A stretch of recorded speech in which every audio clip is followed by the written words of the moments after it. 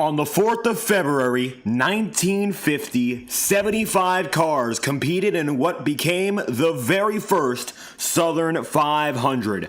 The race took 6 hours, 38 minutes, and 40 seconds to complete, and the winning driver, Johnny Mance, etched his name into the history books. His victory was a testament to the attrition and grit of each and every driver on the racing circuit that day. Now, more than 75 years since that point in time, and with the Darlington Raceway holding stronger and stronger ever since, there's no place more fitting to cut down the playoff bracket, take 5 drivers out of the equation, and keep the best 10.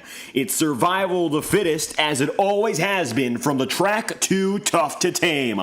Welcome to the Integrity Ignite Series Southern 200, race number 23 on the calendar, and an exciting point in the championship hunt as we now have our first elimination race in the playoff system. I'll be your host for tonight's event. I'm David Kreutz, commentating and producing. It is a welcome set of scenery. The track, the outer lands, the familiar faces in the grandstands, and of course the drivers, bringing us back to the atmosphere of championship contention at the hallowed grounds in Darlington, South Carolina. We've been here multiple years in consecutive order. The Octane Series had a trip here earlier this season in what was a half-length cup race. We're going for the full Xfinity Series distance tonight, and qualifying is underway with less than 3 minutes remaining. 35 drivers hold strong as participants for today's race. There's Nick Tarbuck in the number 29. Nick finding himself at the top of the board by 2/1,000ths of a second as it stands. It's a very close qualifying lineup though, and many a driver still taking times. Simply put, the stakes are high tonight, and most drivers know it. The cut line is separated by 6 points between the last driver in, that's Sam Nieto, and the first driver on the way out, that is Nick Tarbuck. It's a minuscule gap between those two drivers, and by any means, it could change depending on how they perform tonight. Nick getting it up to the top of the board qualifying-wise, very strong, but that changes with the number 1 of Braxton DeWeese. Braxton puts it up there on only his first lap, and he's 31,000ths of a second ahead of the cut. Ronnie Osmer goes second. Can Braxton's second lap be faster? Let's find out now. Coming across the line, that's a 29.735, and it looks like no improvement, but that won't be much of a concern. He's still at the top of the board, and so I don't think that's going to be the biggest of issues for the number 1 team. Ronnie Osmer is also on the way now. Ronnie, second place. He's looking to keep his up-and-up strategy in motion. He made his way into the playoffs on points, just barely doing so. He's quite the underdog, but that doesn't mean his season is going to come to an end tonight. Currently, Ronnie finds himself 17 positions back where he would like to be, the cut line, which means that for all intents and purposes, he's going to have to go out there and score at the minimum a top 5 finish. Not an easy thing to achieve, but realistically speaking, that's how he's going to make his way into the next round. Ronnie qualifying now 4th as rookie Jack Drucker takes it up top, 31,000ths ahead of Blake Cannon. Hunter Madalenis goes P2 on his second and final. Drucker looking comfortable in the final minute. The one-time race winner so far, Jack finding himself with the pole position, 21,000ths up on Matthew Thunhorst. And Thunhorst, one of the guys who's going for a throwback paint scheme tonight. Oh, look who just went up front. 20 seconds on the clock, and a Hail Mary run for Ethan Lane. That's all he needs, and that's all she wrote. Lane, pole position by 31,000ths in the Toyota Supra that he's been with all season long. And the combination of Lane and his speed has been lethal. With 4 seconds left on the clock, he doesn't have to finish his second lap to know he'll be pole sitter once again. Pole number 8 for Ethan Lane. He'll take it up to the top of the board with a quick time of 29 seconds and 605,000ths of a second. Just like that, Lane creeps up to the top of the pylon, and it only took him 20 seconds remaining to do so. A late bloomer, but he'll take the top honors nonetheless.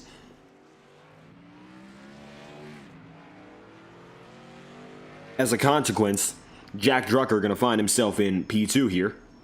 So further back perhaps than he would like. Nevertheless, he had a great qualifying run leading him in. And now, to improve, he's just got to go one spot higher. I think the expectation when you throw down a lap that good is that you're going to keep the pole position. So second place is not bad by any means, but it is sort of disheartening to know you lose it just like that. Drucker's on the way, as Ethan Lane is not for the time being. So a few drivers already making different calls on how they prepare for this one. 35 drivers registered, 32 took a time in qualifying. And hopefully of all of them, we'll see each and every driver and car populate the starting grid. The names and numbers have already been assorted, so let's get to learning who's who before they set foot in race conditions. Ethan Lane has won the most races and now set the most pole positions of the season, and he extends the first of those markers, the pole position. It's his 8th of a season, and already Ethan Lane gets up at the top of the board. He'll be beside Jack Drucker qualifying in second, and Matthew Thunhorst, your regular season champion, is in P3. Hunter Madalenas goes 4th. Jared Davis is 6th place as Blake Cannon is just ahead of him in P5. All of these drivers' championship contenders, Cannon and Lane, are locked in to the next round. You'll have then 7th place in Braxton DeWeese, 8th place in Tom Wetmore, winning last week in the Octane Series. He'll need to do the same tonight. 9th is Thomas Bresci, and P10 is DJ Stagner, with 11th place then being Ronnie Osmer and Nick Tarbuck, the first man on the outside looking in 12th. 13th place is Cody Smith. 14th is Sam Nieto. 15th is Nicholas Ward, and Tyler Hensley goes 16th place on the ladder, with Blake Gordon and Michael Arias 17th and 18th. The top 20 ends with Jacob Fife and Brant McClendon. Sebastian Miller, Justin Morton, Josh Gallagher, Brandon Bernhardt, and Kyle Cooper make up the final drivers in the top 25. And then you'll have Casey Shue, Matt Stisler, Gael Brooks, Josh Christman, and Will Reichard for the top 30. Andrew Hamilton and Ryan Potter set the final times in qualifying.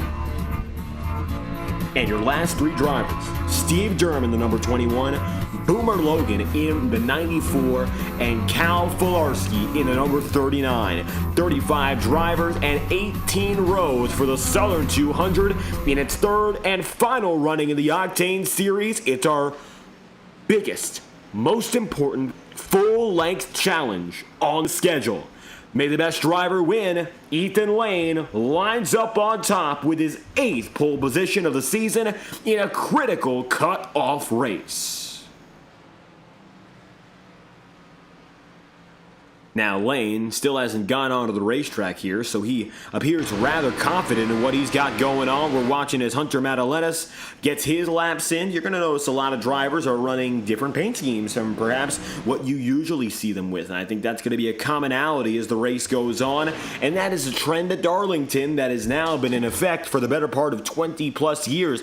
That's right, it is throwback night for the Lady in Black, and so drivers get to adorn different paint schemes from what you usually see.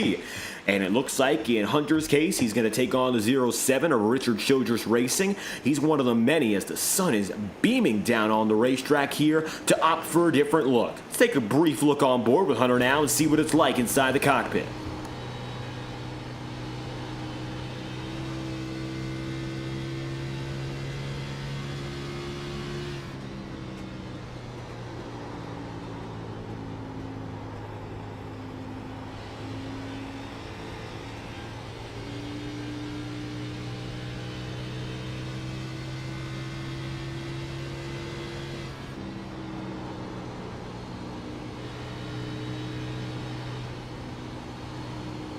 Darlington serves as both one of the faster circuits at under 1.5 miles in length and one of the trickiest to navigate. Only one groove, and you see there Hunter in his racing laps was stuck at the ceiling of the racing circuit with very little else to go. The Jack Daniels Ford Mustang tonight is pulling down and in, and he'll set the fastest time in warm-up by more than 1/10 of a second, and so it looks like your second place qualifier Drucker instead gets that honor. He's going to be one of the fastest tonight, no doubt about it. Drucker or Madalenis, both with high speed during this final practice, but they'll all have to comply with the number 6 of Ethan Lane at least to get the ball rolling. Lane finding himself on the inside of row number 1, and beside him, Jack Drucker. Ready to go racing for 147 laps tonight. The field assembles each and every one of the 35 drivers.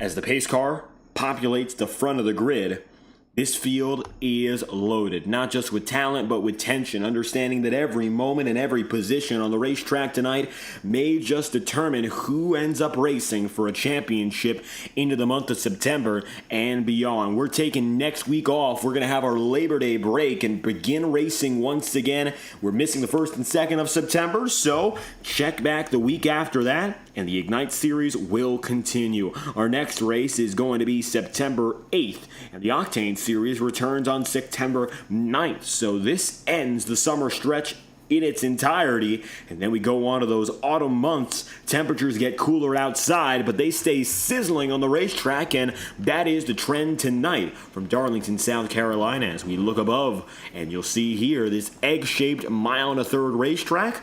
Admittedly, it's not the warmest. The sun, it's been setting, and it will continue to do so all night long. We're going toward a day-to-night race at this rate.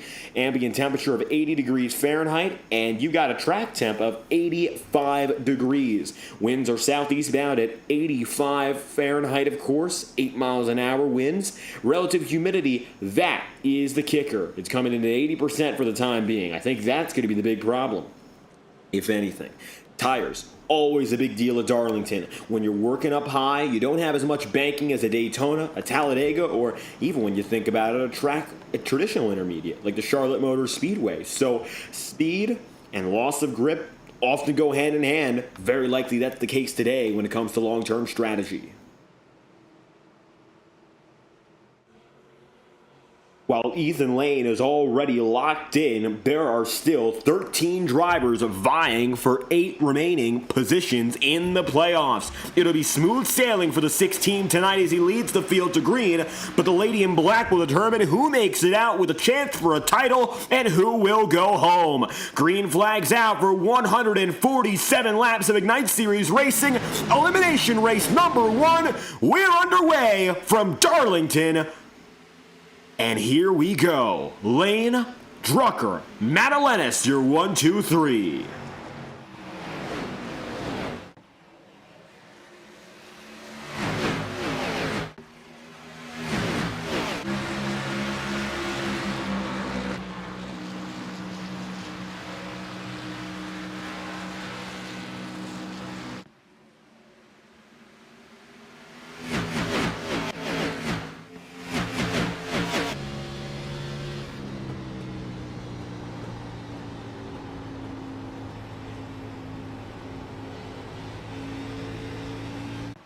Ethan Lane finds himself overall leading by about 0.2 of a second through the opening 2 laps. No troubles for him. Looks like smooth sailing all around. Braxton Deweese with a strong qualifying effort, getting himself up to 7th. He will pass Jared Davis to early get himself up in 6th. Jared Davis goes backwards 1 spot, 6th down to 7th. Thomas Bressi maintaining in the top 10, and so far, all but one of your top 15 qualifiers remains in that bracket. And it looks like the only differentiator would be your 15th place starter, Nicholas Ward, who finds himself way back at the end of the field. No damage for the 97, it appears, so that's an intentional call as he finds himself way back out of harm's way in 34th. Otherwise, the top 20 is just about identical. 21st place, Seb Miller, creeping into 20th by virtue of Ward at the back of the pack. With 147 laps on the table, we got a lot of paint schemes we'd like to go through just to begin this race. Some of them are returning, actually, from last year, so let's go down the line and see who's got things going on a little bit differently. Jack Drucker does have a different paint scheme tonight, but if it's not a self-throwback, I'd be hard-pressed to say it's anything from real-life stock car racing. As he careens down the back straightaway here, the number 56 taking a different approach with the very bright white and red Wawa Toyota Supra tonight. Then you've got some more familiar throwbacks just behind. Hunter Madalenas, as we mentioned, with the 07, most famously piloted by Clint Boyer for Richard Childress Racing. Jack Daniels at that time was a sponsor through the late 2000s for the RCR Enterprise, and unfortunately, while Boyer ended up being a multi-time NASCAR Cup Series race winner, second place in the championship in 2012, those successes did not come as often with Richard Childress, and the most memorable moment for this paint scheme was the end of the 2007 Daytona 500, in which Clint Boyer finished up and over, barrel rolling with his car on fire. Luckily, no one was harmed in that incident, but it's perhaps one of the most vivid memories of that race anyone could have. Hunter, hoping not to get in any form of trouble, we've seen some barrel rolls at unsuspecting tracks this year. Darlington could very well be one of them. Matthew Thudworth with a self-throwback tonight, taking it back to the pale green, the 2023 season, in which he won his first regular season title in the Integrity Ignite Series. So, a very familiar look for Matthew, and one that saw many a success.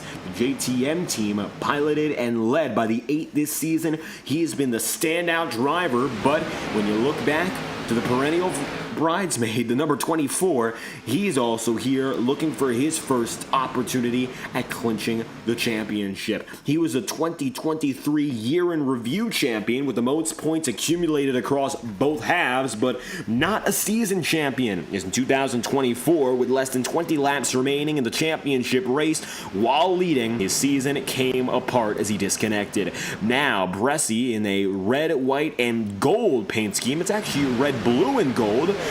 Very reminiscent of Jeff Gordon, although it is still the original JTM paint scheme look. This is a pretty familiar one, calling back to a driver with over 93 career wins across all NASCAR National Series, and of course, a top 5 driver victories-wise in NASCAR Cup Series racing. Jeff Gordon, who else better to replicate and emulate if you're, of course, the Bressie crew. He's putting the pressure now on Braxton DeWeese and trying to get further up the ladder. Thomas looking to emanate the number 24 and hopefully find that same level of success. Ronnie Osmer is running the same paint scheme he has for the majority of the season. Michael Waltrip Racing, number 55. Not a lot of differences in that regard, but it is an old school throwback to the late 2000s, the mid 2000s in fact.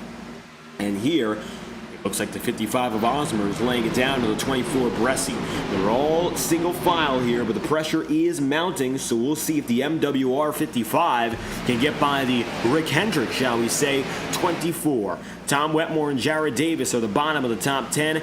Then you'll have the 64 DJ Stagner. Nick Tarbuck in the same paint scheme as he usually carries. The number 29, a throwback to Kevin Harvick's RCR days. You would next have to go back to the number 13 of Blake Gordon to find another throwback. And this one, pretty reminiscent of what we usually see out of Blake Gordon.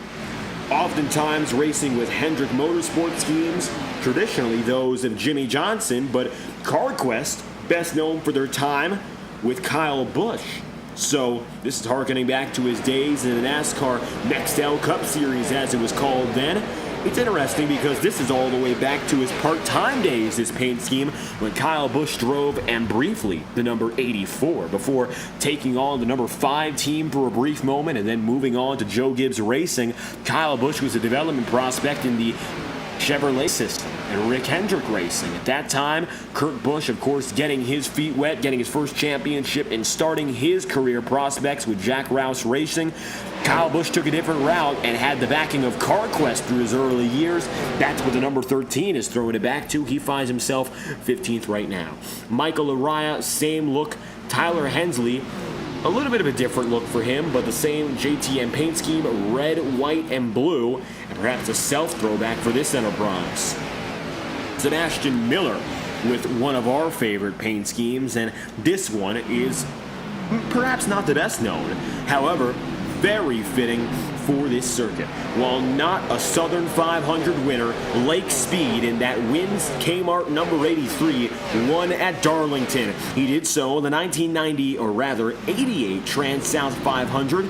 Lake Speed raced until 1998 and began his NASCAR Cup Series career in 1980, accumulating 75 top 10s across 402 races and one race win. His, of course, crowning achievement.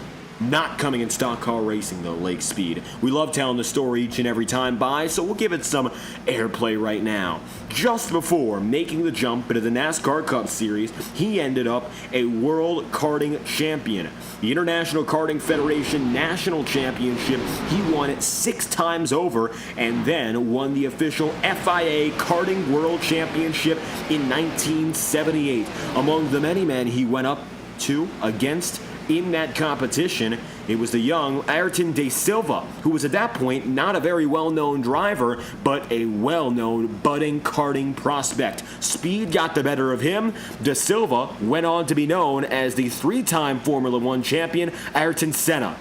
And Lake Speed had his day against the former, of course, F1 driver, unfortunate passing in the 90s, but eventual 3-time champion in 1978. Goes to show, the competition in NASCAR Cup Series racing is tight. A world karting champion with only one victory to his name, but he got it. The track too tough to tame. Oh, it's close now, and the 83 is put in the wall. That's the 93 of Matt Sizzler getting by, and there's really only a groove and a half at this racetrack, and Matt would not be denied. Sizzler makes his way through in the 3 birdies Ford Mustang. Well, tonight's a Chevrolet Camaro, and that makes sense. Blue and gold like the Wrangler jeans machine, piloted by Dale Earnhardt, and then after that, Dale Jr. in the 2011 Firecracker 250. Next, have to look back for some more paint schemes that are definite throwbacks. Ryan Potter, 32nd up to 25th. Good race for him.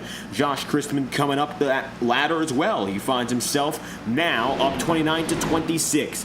Gael Brooks in the 71 tonight. Well, this one is clear as day. However, it's a well-known driver.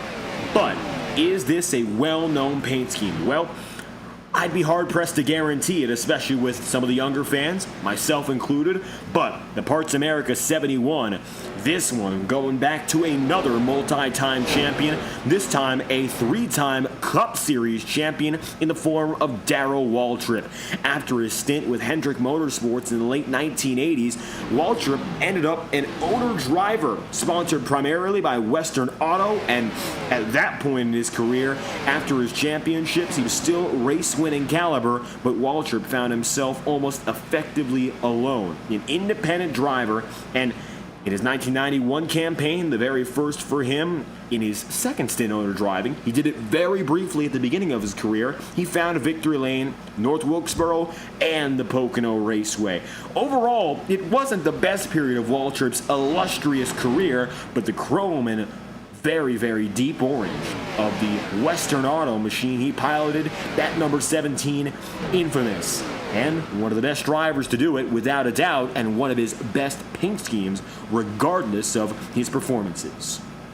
He ended up in that situation until 1998. The last race he did it as an owner driver came at this very circuit 27 years ago. So that's a little bit of tidbit that some of you might not know, as it comes out right now, of course, nearly 30 years since Waltrip took to the track as an owner driver. After that, he ended up switching to Dale Earnhardt Incorporated and finishing the job with Tyler Jett Motorsport and subsequently Haas Carter Motorsports. Brooks up to 26th, up 2 on the day. There's Justin Morton, Miller falling back with damage, Josh Gallagher in the Tide Ride. PPI Motorsport made it famous at the 2003 South Carolina Dodge Dealers 400. That race was also held here at Darlington. Very fitting. It's the regular paint scheme for Gallagher, but it goes very well with this racetrack. The Carolina Dodge Dealers 400, what was until last year the closest ever NASCAR Cup Series finish at 2/1000ths of a second. It was the number 32 of Ricky Craven over Kurt Busch in, at that time, his 97. Dale Jr., 81, the National Guard for Brandon Bernhardt with the DEI number font. Pretty fitting as well. Endeavor Motorsport with 2 Chevrolet throwbacks. Gordon in the 13 and the 81 of Bernhardt. Steve Durham runs to the back of the field, as does Andrew Hamilton, Calvin Filarski, and Filarski being the final driver to start. Tonight, as you can see, in the 31, no longer. He'll take the 39, and he runs on the lead lap 21 seconds back. That's a look at your entire field, paint scheme for paint scheme. Everyone else is running their traditional looks. Blake Cannon now with the race lead, as Ethan Lane has fallen back a tenth of a second for the first time tonight. Swap for the top spot, and here we go.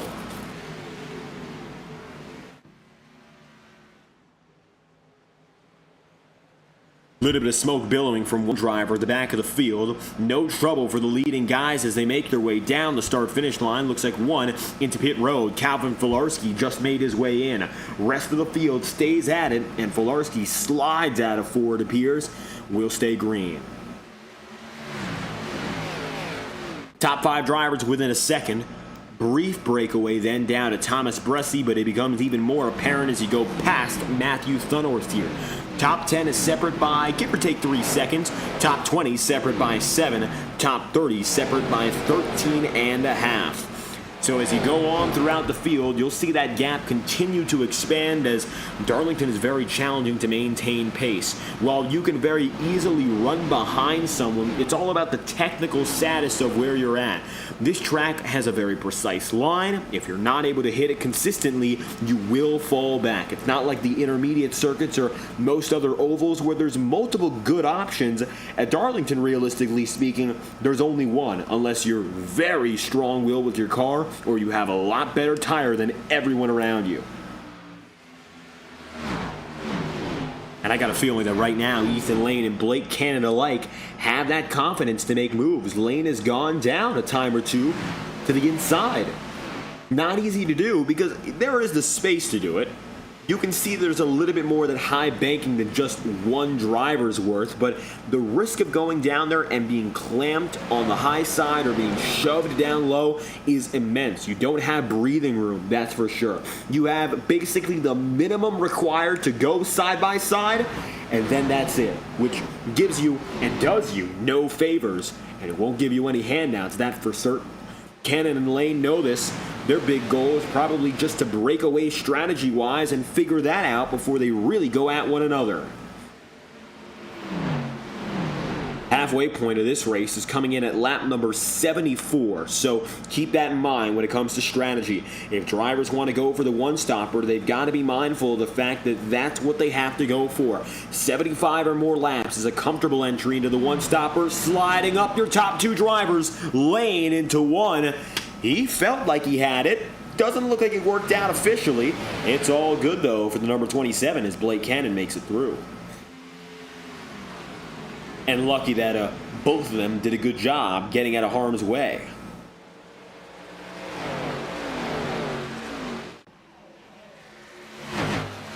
Top 3 drivers are going to consist of Lane, now in second. Cannon, of course, leading. Hunter Madalenis has a few drivers to block.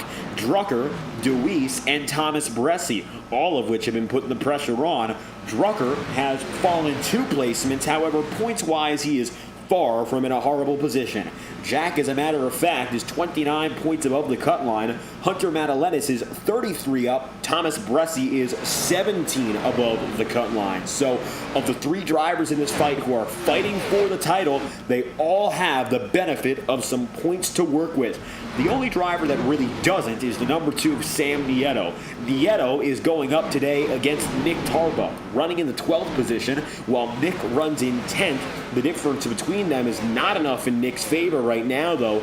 6 points. He's going to need to sway that by a lot more, either by Nieto losing placements or Nick continue to gain. He's got to get up on Ronnie Osmer right now. This is the fight for what will be 9th place, if, of course, Tarbuck can initiate it.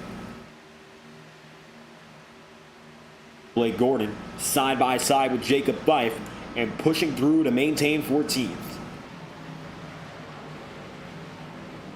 Garrett Davis in the 19 car here, watching And as he remains the constant onlooker, the 36 of Fife, you got to wonder, what's he going to do? Jacob drops to the inside. Blake Gordon up high.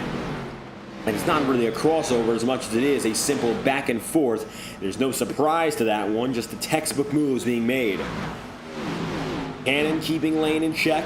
Ethan has tried multiple times over to swap sideways, but it just hasn't worked out yet. And will that be the winning call? Is aggression the way to go about making this pass, or is forcing the mistake and forcing the error the proper thing to do? I gotta wonder as I look at Ethan Lane right now, is he making the right decisions, or is Blake Cannon making the right calls here? Offense versus defense. And it's fitting that these are the two drivers going at it, because they're the only two drivers who are locked into the next round of the playoffs, no matter what. Blake securing a win last week, Ethan doing so the week prior. They are head and shoulders above the rest of the field. Roadhouse Racing has been a very strong two-car enterprise as well, and Tom Wetmore is looking to prove that he can keep it double trouble. Whether or not he can do so, well, it all depends on if he can pull a few more places. 8th place is solid, and he had a great run last time around, getting up into the top 10, but missing one race in the playoff situation is horrible news, and that dropped him back 22 points. He came in up 2. Now he's down 22. That's the first pitfall he's been dealing with. He currently sits only 13 back. So had Tom Wetmore had an average race for his standard, just by missing one in the playoffs, he very likely would have been in with about 9 or so points to his benefit. However, by virtue of missing one, that is not at all the case, and he's got to fight a lot harder to make this race meaningful and a winning call.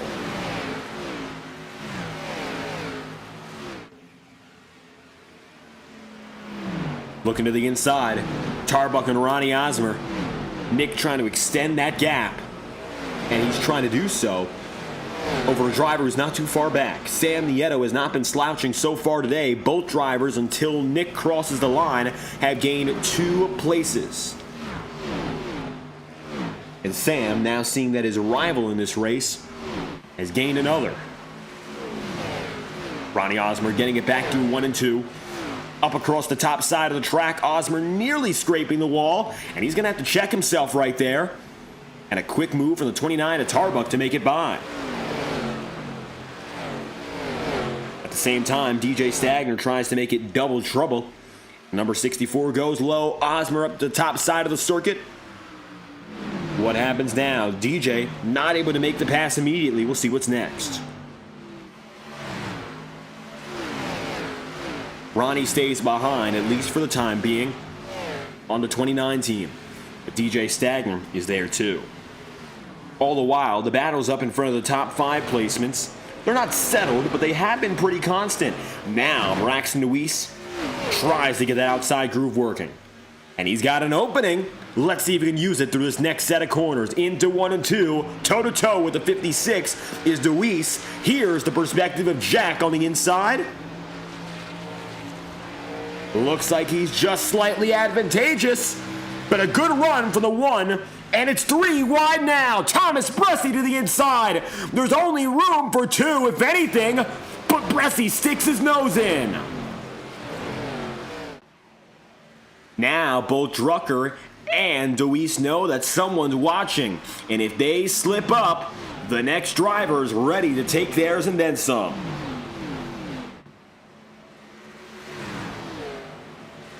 Braxton Deweese, 7th up to 4th.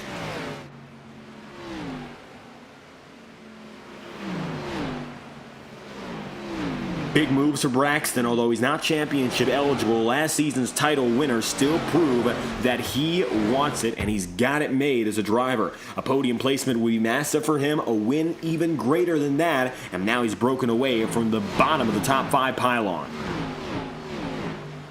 Wetmore, 8th to 8th.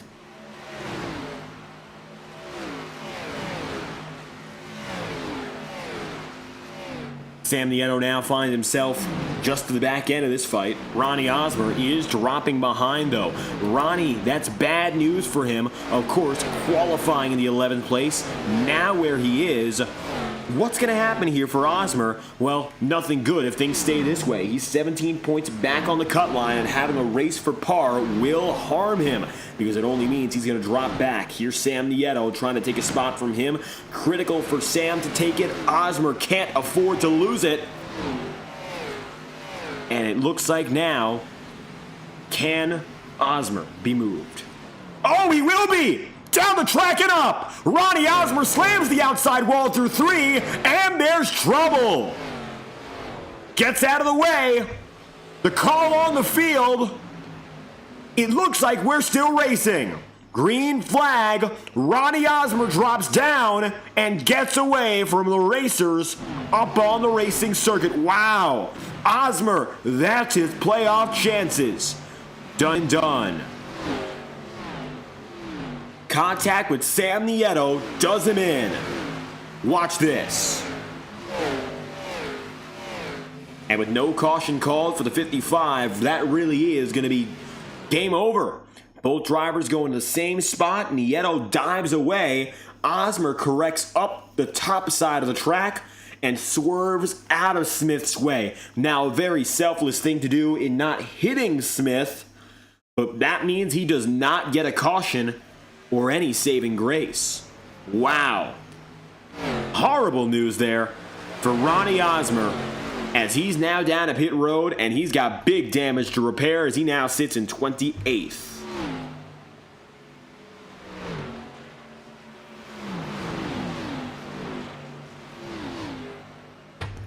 .46 laps in out of 147.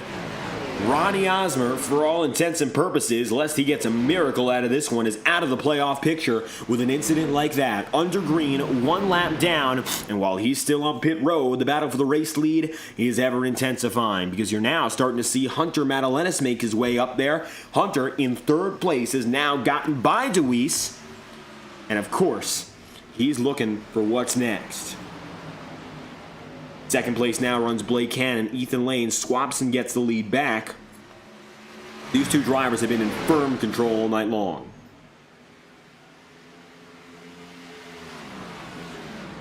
While Cannon has so far led the most laps on the day, Ethan Lane, the man who started it all, not afraid to return the favor. And I wonder, will Blake Cannon be willing, or will he really try to take that top spot back? Is it worth it for him to burn out his stuff and risk falling further down this first stint, or just buckling up for what's yet to come? Hunter Madalenis here has to defend, however, on Braxton DeWeese. Braxton has gotten tied up to the 0-7 once more. Braxton looking for what could be his 4th spot on the day, and Hunter looking to defend his only gain.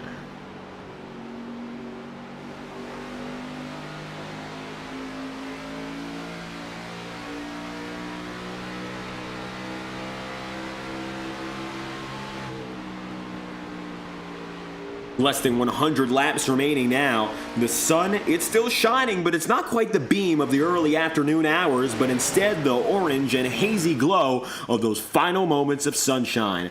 I still think we're going to see the nightlight come out. And track conditions are going to change drastically, but with the time that they will change in, you might not see a big difference of who's up in front. Hunter Madalenis starting to struggle here, and it looks like he might have burnt his stuff out, while Braxton DeWeese finds a way. Blake Cannon now is going to find himself on pit road, and it looks like he'll be opting for a 2-stopper. To the inside goes the 27. So, this is going to enter us into the 2-stop strategy call, which is the safest way to go about this race. Drivers come in at about lap 50. They go for their first stint. That's from the green flag to now. Then they go from 50 to 100, and then that final pit stop at about lap 100 takes them the rest of the way. Cannon opting to go in means that we've got a set of drivers who are competitive opting to go for this call. Ethan Lane now runs at the top of the board. He has stayed out, and it's going to be an undercut for Blake Cannon, and Ethan Lane decides to stay out longer in what we colloquially call the overcut. So he'll keep the distance going. The trade-off is slower laps right now. The benefit is a faster set of rubber later. However, Cannon gets the edge of setting fast laps while Ethan Lane is at his slowest. So you pick your poison, and I think they're going to find each other very soon. Chris DeWeese, Ryan Potter, Bones Does, Hot Wheels is Dirt Track Dad. Thank you all for stopping by. Great to have you here. And if you're enjoying coverage of tonight's race, make sure to leave a like on the stream and the channel. Braxton is up now in a second. Ryan, who was able to comment on the broadcast before we got going, currently runs 25th and sits one lap down. So even the drivers are getting involved with chat room antics. Of course, love the support. Great to have you guys here. FTN Broadcasting, the exclusive playoff provider of coverage for the Integrity Racing League since 2023.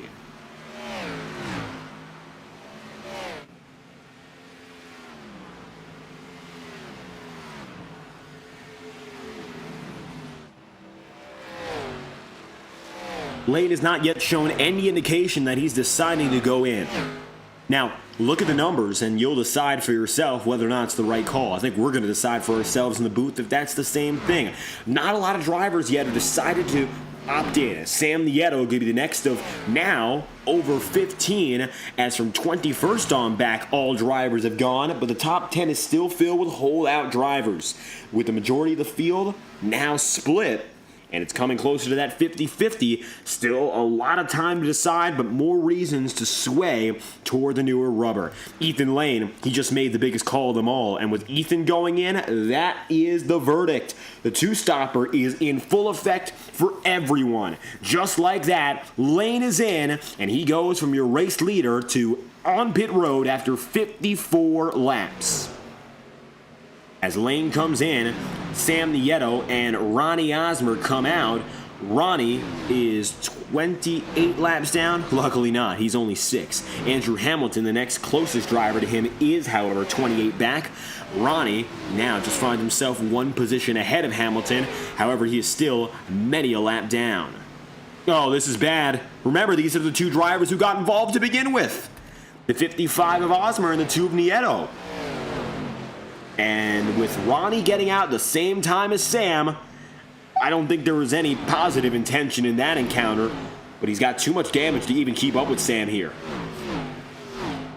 Drivers are on a leash at the end of the season, however. No intentional wrecks will be allowed, obviously, but the consequence is very severe, perhaps even more so than we've ever seen it. Failure to comply with that regulation basically means your season is over. Osmer's coming down to pit road, and it appears he thought better of it, and he won't get involved in any trouble. Thomas Bressi leads Braxton DeWeese. These guys are stretching it out big time, and you're only going to have 8 drivers who have not gone down to pit road now in the top 10. Matthew Thunhorst and Tyler Hensley alike, teammates for JTM Motorsport, they're heading in. Here's Hensley. And just like that, Matthew Thunhorst is also in a pit road.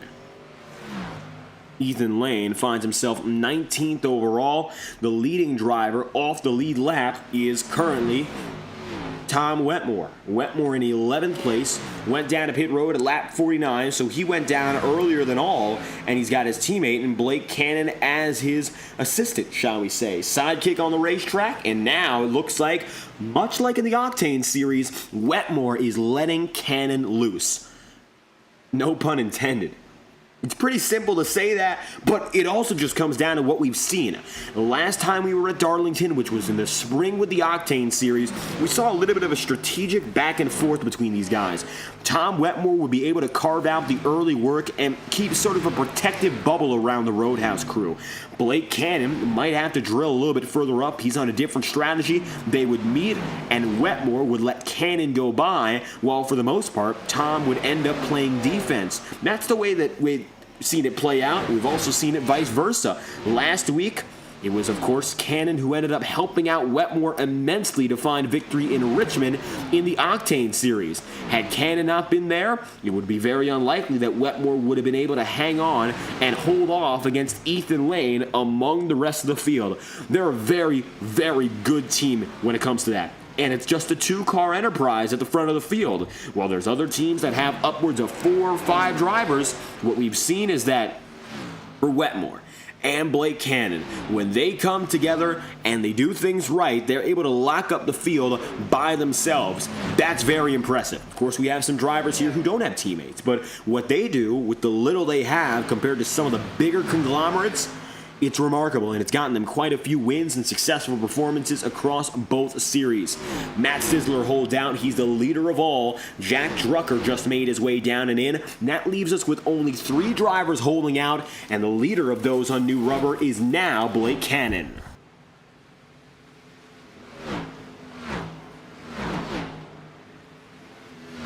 Traditional service expected for everyone. We're not really going to see any mind-blowing calls. Here comes Matt Sizzler, the 93, preparing for his next race, which is tomorrow. And for him, it's going to be an elimination race as well.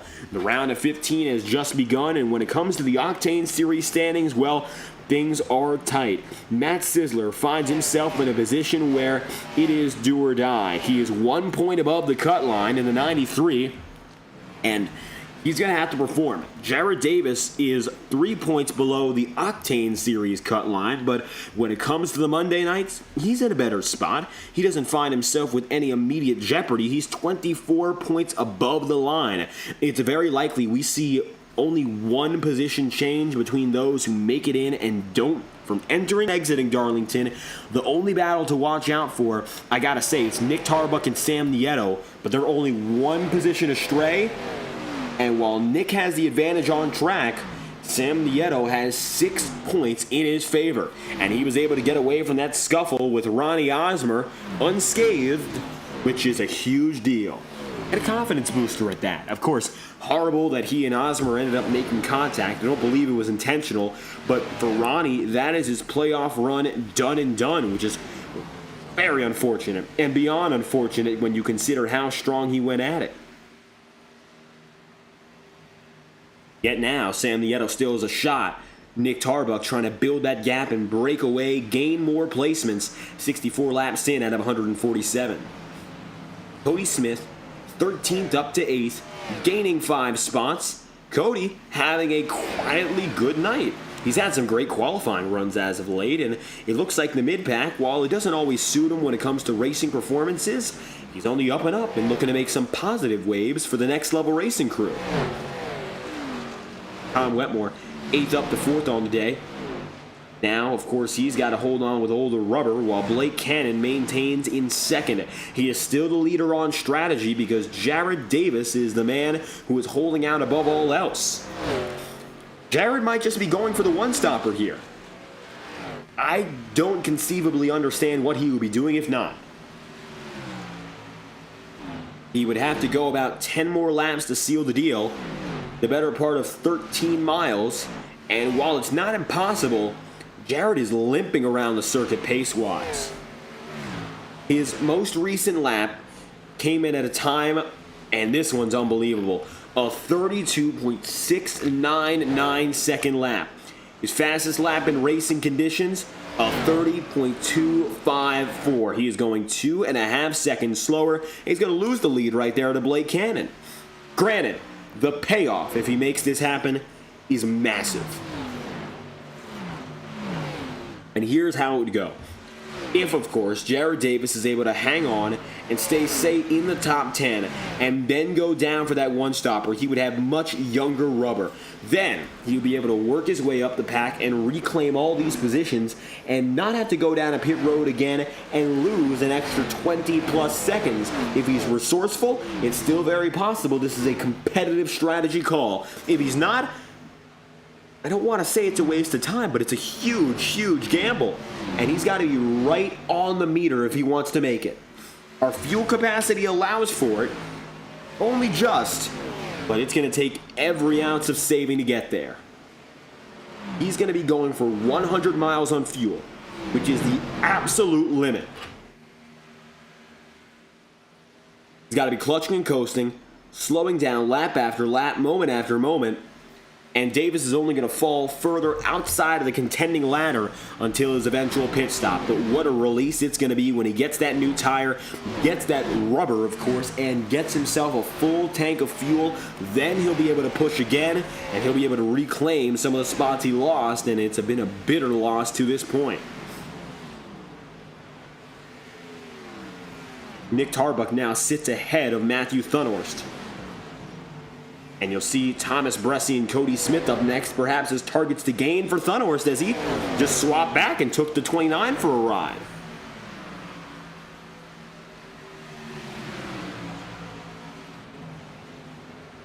Nick and Sam have not been able to separate each other from tonight. They have been effectively conjoined on the racetrack, which for both of them, I'm sure, is a lot of tension. Because we got trouble. And this is multi-car trouble. Tom Wetmore is involved. Caution's out. Wetmore and Blake Gordon at the halfway point. Your first yellow flag. And Tom is destroyed. I think that's his championship hopes done and done. Down the Boeing backstretch, we've got problems. Take a look at this.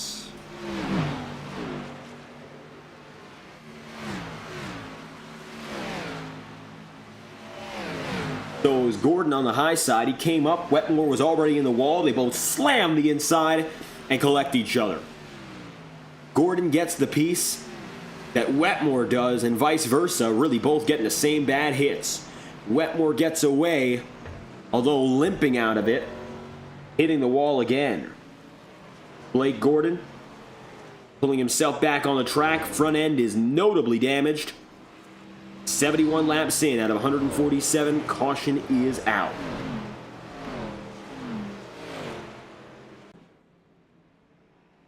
Looks like the call on the field is decisive. Everyone is coming in.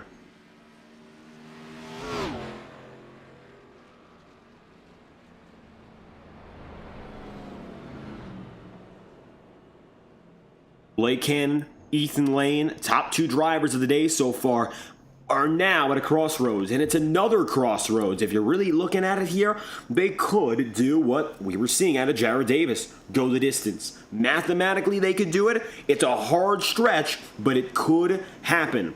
Looks like Blake Cannon and Ethan Lane will lead the way out, followed then by Matthew Thunhorst. That changes quickly. Thunhorst is dropped back behind Matt Alenis and DJ Stagner. Jared Davis. You'll have Braxton Deweese, Thomas Bressi, and Jacob Fife, the culminating drivers of that top 10. Cody Smith opting to stay out, and his last pit lap was at 51. Drucker's at 61, and nevertheless, they're the drivers who have decided to remain on the circuit. Interesting decisions, because Smith is on 20-lap older rubber, Drucker on 10-lap older rubber. And so it appears, regardless of that fact, they will be your line leaders as we go racing.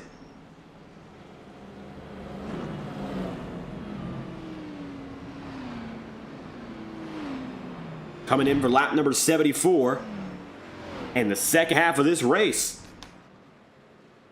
Clean to this point until contact between Tom Wetmore and Blake Gordon. Blake Cannon wins the race off pit road. Ethan Lane now right beside him. Here we go again.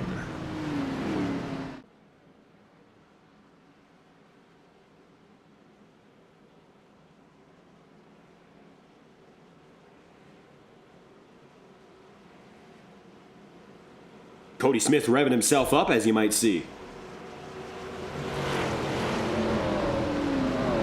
I would say when it comes to drivers on old tire, restarting up in front, we've had about a 50-50 success rate this season. I can't lie to you, that's not the best success rate, and you really don't want to have your race go up based on the toss of a coin. Hopefully Cody Smith and Jack Drucker get away without problems this time by. Smith is a little bit slower than Cannon would like him to be, but he does stay pointed straight. Green flag's out. Cannon already to the high side of Cody Smith. We're back on our way. Welcome to the second half under the lights at Darlington. Matt Alenis to the inside on Blake Cannon. Oh, it's huge. It's huge. It's Cannon. It's Drucker. It's everyone. Matt Alenis in the air. Deweese, Cannon, Lane, Christman.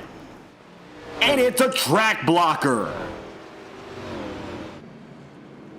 The biggest wreck of the playoffs to this point. And it's your second of the day. Watch this. Begins with contact between Blake Cannon And Hunter Madalena's cannon goes up the track. Ethan Lane tries to avoid, cuts loose, gets contact regardless. He goes to the inside. Stagner breaks free. Jack Drucker, not so much. Drucker gets involved. So there, does Tyler Hensley? No, he gets through. Bresci gets lucky as well. Braxton DeWeese in the wall. 07 of Madalena spins. Nicholas Ward, his front end pops. Sam Nieto escapes. Nick Tarbuck does not. That is a championship change for the worse for the 29 team. Casey Shoe slides. He is able to save it and gets through. A lot of names, a lot of moments in just one foul swoop. Gael Brooks pulls up into the picture. Madalenas put into the air and spins around. See him here. There's Gael Brooks coming up. Blake Cannon back on the way with backside damage. Ethan Lane also caught, so your two locked-in drivers, both with big problems. Luckily for them, they're locked in for a reason. DJ Stagner, he's the winner of that situation, no doubt about it. You saw him break 3 and break free all at once. Take a look back to that restart, and we'll show you how he did it. Riding on board with the 64.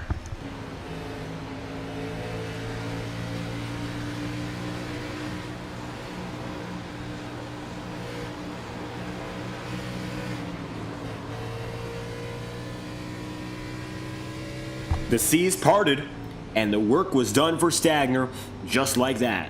A very lucky circumstance, but also cool head.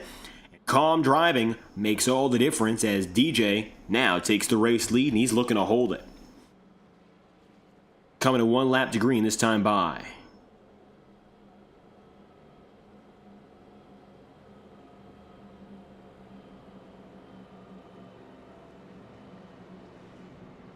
One to green. Stagner down low, Jared Davis up top, and all those who escaped are ready to go at it.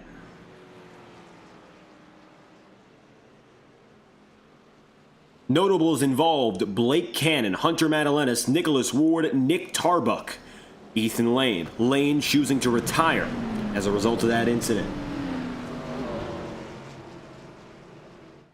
Anyone who's still out here up in front able to keep their car clean even through the carnage. It's one of our biggest track blocking wrecks in series history, I would say. It doesn't quite stack up to Richmond 2023. Still a big problem regardless, of course. And for our title contenders, including Tarbuck, a horrible moment for him as he's had such a great season to this point. Third in the regular season points, it'll be a huge shame if that's how he goes out. Nonetheless, he's lined up 19th and is looking to get back at it. Braxton DeWeese also pulling it out for the day as a result of his contact. Restart number 2. DJ Stagner now in control. The swamp is in front. And let's see what the 64 can do with it.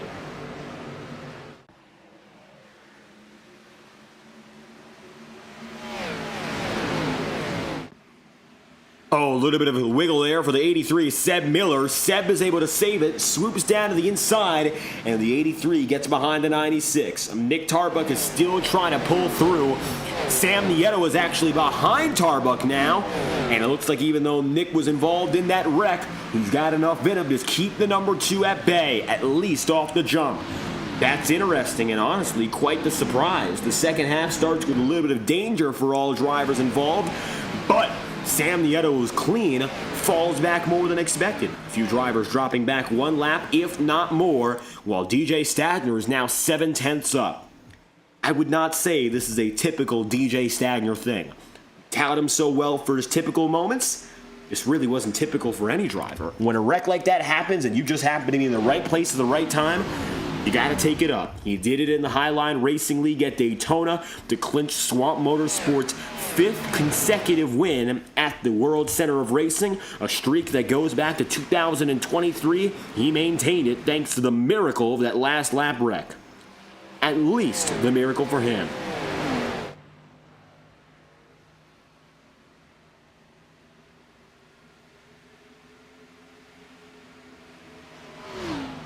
DJ Stagner, Jared Davis, Thomas Bressi, 1, 2, 3 down the line.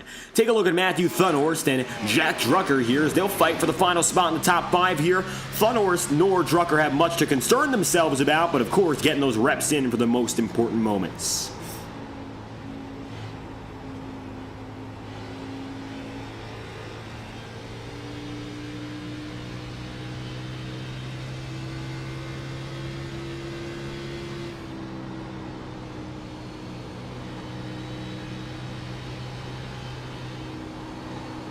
Matthew gets ahead for 4th place. He's now trailing just a position behind the 24 of Thomas Bressi, his teammate. Bressi is looking finally for an opportunity to really break himself out in the second half of this season. While Thomas has been solid, we keep saying we're waiting to see that moment where he brings back that explosiveness that made him the championship contender he's been over the last 2 seasons. He's going to walk his way into the round of 10 by the way things are going. I don't think for him that was a surprise. For him, for Bressi anyway, I think the goal is to walk into the round of 5 and make it look easy from there. It would be cathartic for him to win a championship after countless seasons being the second best or the runner-up one way or another. So for Bressi here, he's got to get by Jared Davis, and like it or not, you've got your best 2 drivers of the season basically out of this race. Lane is gone, Cannon is gone. No excuses for anyone, it's do or die. And it looks like DJ Stagner has made a choice on his multiple choice fill-in here. He's checking off that he's going to do it this time around as he's leading by a firm margin. He's got a near second over Jared Davis, and he looks unconcerned about what's going on behind him. 64 laps to go as the 64 car leads.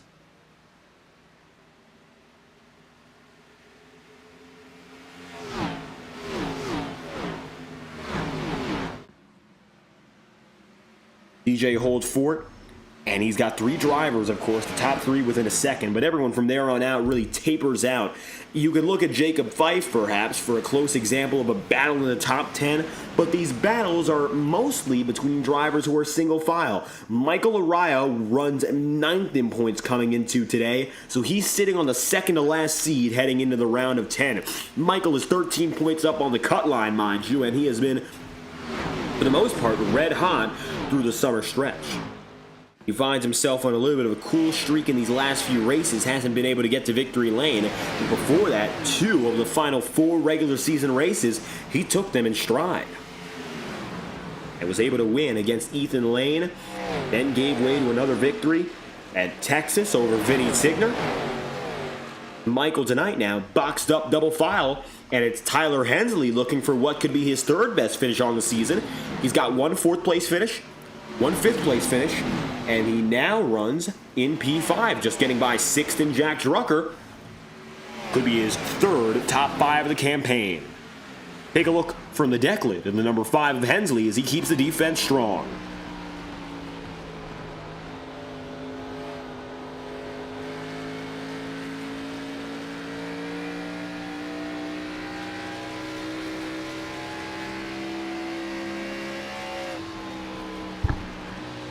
Jacob Fife watches Drucker, and it is a close on-looking perspective. I mean, for Jacob anyway right here, 19th to 7th, he has had a good race. The unfortunate thing for Fife is that this season comes and goes without a chance for the championship, and his last hope comes tomorrow. He's had a lot more of a struggle making his way into the Ignite Series playoff race in a deep sense and finding victories in this series. He was able to take 2 last season, hasn't taken any this year.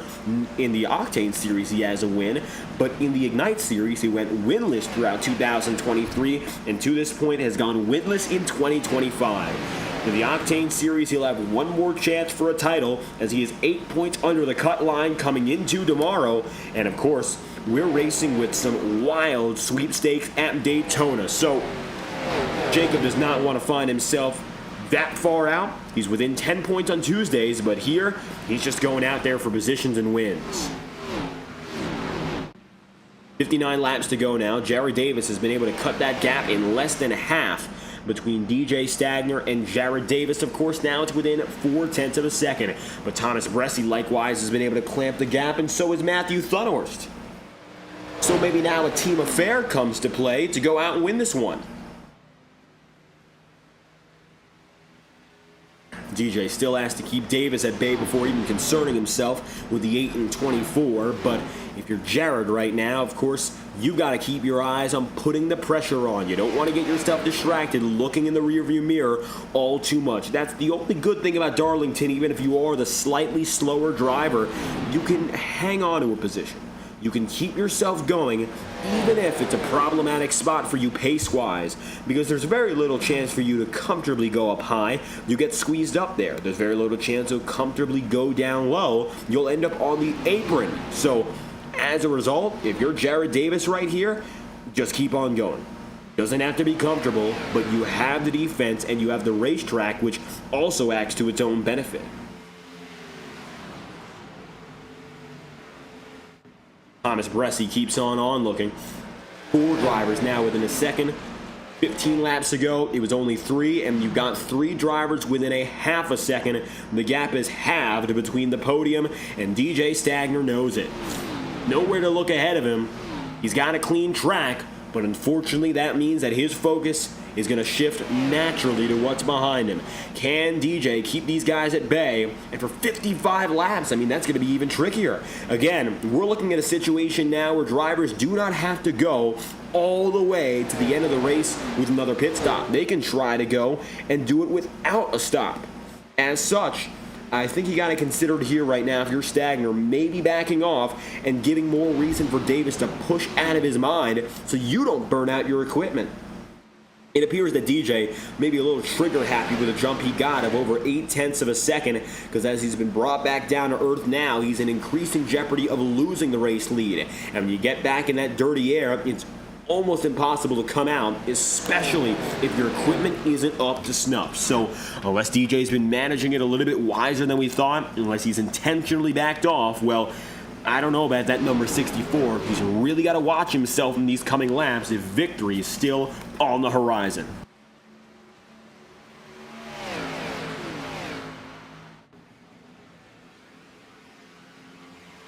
DJ Stagner in 5th is more than 3 seconds behind on this leading gaggle.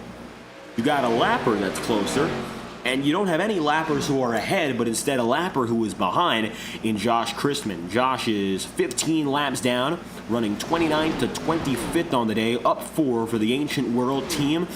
And that Chevrolet Camaro has not seen the best of nights today, of course, getting involved in some of those earlier incidents, and so he's just going out there looking to take points and not give up on the racetrack. It's a top 25 day, and maybe if some others back out, it could be a top 20 run. You have 20 on the lead lap as it stands, 21st on down, which is from Ryan Potter in the 99. Those are the guys who are off the lead lap. So DJ Stagner leads the overall field, and Ryan Potter, his teammate, leads the lappers. Of course, there's one place you'd like to be, the overall leader. But Ryan Potter, if anything, has a chance to hang on as the lucky dog. Davis to the inside of DJ Stagner. Thomas Bressi for second. 1-2 pass it. DJ taken back to third. And a swift move from the Jet Black 19. Thomas Bressi now one step closer to his ultimate goal. For Davis anyway, he's achieved it. He's taken the lead. Now to defend with what he's got.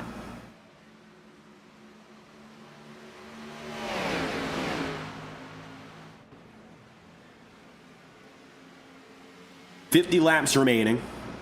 Jared Davis for the first time tonight taking that race lead. He was watching, and of course an intent onlooker as he saw Blake Cannon and Ethan Lane alike going at each other. Unfortunately now, of course, they're both out of the picture, but for Davis and Bressi, it's their time to shine and step up to the plate. Mistakes have been made, and that's something that can happen in any race, no matter when or where. That could happen at our championship finale, and so if you aren't ready to rise up to that top level, you don't have it in you to go out for the title. The 19 of Davis still holding fort. 24 of DJ Stagner, of course, the 24 and DJ Stagner. Watch him. Matthew Thunhorse getting more pressure from the 88, in fact, of Christman. It looks like Josh has not fallen off, and pace-wise, he's been relatively identical to those who are in front.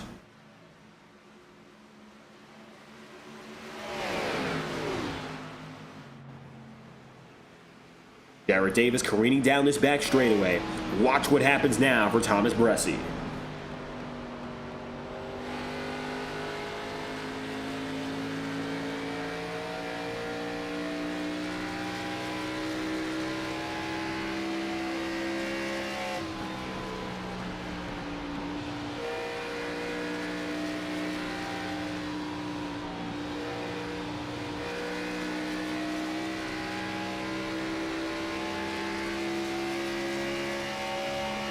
Right now, Jared Davis has no single file concern. And that's because of those words in between that sentence, single file. As long as he's not being tested time and again, side by side incessantly, he should be able to keep himself a calm racing wheel, of course. And that's no worry. Thomas Bressie more the same right now, but they're gonna have to watch these laps. These are the most important ones to get themselves down to those final most important moments. And it's interesting because this might be the essential period for strategy, but of course the checkered flag is the checkered flag, and that is it. Once you get there, it's race over. So you want to set yourself up for that properly, not only with position, but with the equipment you have under you. DJ Stagner and Thomas Bressie now rolling at each other, second and third, but Jared Davis maintains.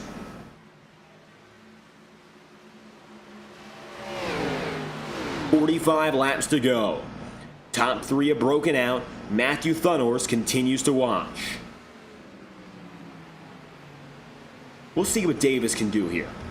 He is very close now to the end of this race, and he looked to be the only driver that was confident to go for that full-on stint. He was trying to go for the half and half. Nobody else had it in him to do so. If we take a look on board inside the cockpit, are we hearing anything different? Let's find out as they go through turns 3 and 4 to the final sector of the circuit.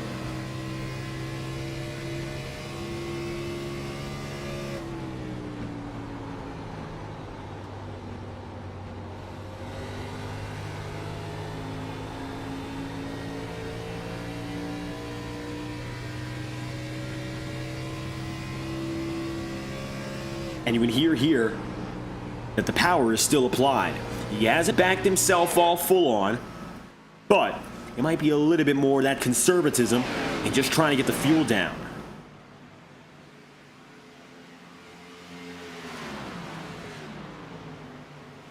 Thomas Bressie probably doing the same thing, and while DJ Stagner was passed swiftly, watch what happened here for the Stagner crew. He just got to the back end, got on tail, and now he's riding it out. With the podium effectively guaranteed in this placement, he's just got to set himself up for that slingshot motion. Even at Darlington, that works out. And again, not a super speedway track, the draft you can't rely on, but if you're able to get everything just right, this track suits very well for a slingshot. And that's one of the pros of the single groove that it has. If you're able to bring that momentum in, you will intimidate the other driver out of the way, either by virtue of contact or just by not wanting to get themselves involved in any big trouble. DJ knows this. He's found himself successful here before, and he's raced at this track multiple times over in other leagues. Thomas Bressie surely knows it. He's a winner at this track in the Ignite Series, and he knows what it's like to do it late race in the clutch. And Jared Davis, he's a blank slate. In this league anyway, but he is very successful outside of it. With an over 5,000 I rating, he's got the experience, and I wouldn't doubt him in the slightest, but I don't have that full scouting report to tell you what he's going to do here. My best bet, DJ Stagner is going to maintain third unless a huge mistake comes up. Bressie's going to try at least twice from this point onward to take that race lead. Jared Davis is going to do his utmost and try his hardest just to keep where he is.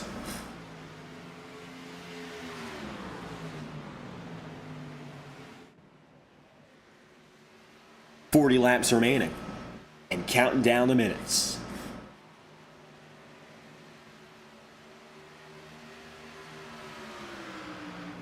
Matthew Thunhorse, number 8. Jacob Fife, of course, 36. They're running 4th and 5th. Matthew has actually dropped a spot on the day, and Jacob gaining 14. Huge gains for some of these drivers, and in fact, the entire back half of the top 10. Talk about this for a moment. Gaining 14 places is Jacob Fife. He's gotten himself up from 19th to 5th. Gaining 7 is Cody Smith, 13th to 6th. 22nd to 7th is Justin Morton. 26th to 8th is Casey Shue. 25th to 9th is Kyle Cooper. And 27th to 10th is Matt Sizzler. Mind you, those 6 drivers have gained 87 places cumulatively, and there are only 35 drivers on the track. So you take that number and compare it to the 34 that are actually racing, because 35 include our race control and Boomer Logan. they have gone across this field 2.5 times to make that number up. DJ Stagner has made a call, and he's actually going to go down to pit road here. So it looks like he's going to try to go for the safe call rather than stretching it out. And when we're going up against Jared Davis here, I don't know if that's the winning move. If Davis goes down to pit road, though, it's going to signal that there's no confidence in that one-to-one run from the final caution on, but Davis seemed to be confident in doing it before. I don't think he's going to change.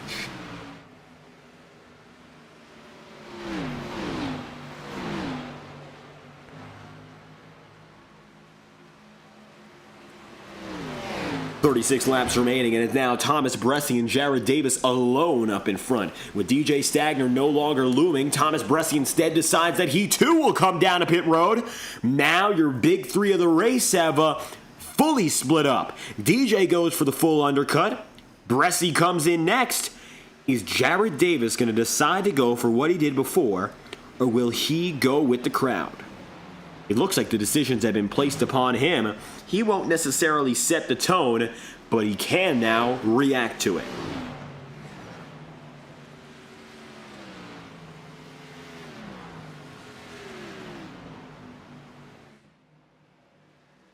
And yeah, Jared Davis makes the call. The stretch is not in, and he is going to go 1 lap after Bressi, 2 after Stagner. Here we go again. As Davis comes in, Matthew Thunhorst and Josh Chrisman now find themselves in front. It's going to be Thunhorst, your leader. Then Justin Morton scored in second. So your final pit stop under green. The cycle will be complete, and every driver will go for it. Stagner making a call that has been very quickly accepted by everyone. Now to find out whether or not his undercut, while a brief one, is the winning decision. Thunhorst stays out that time by.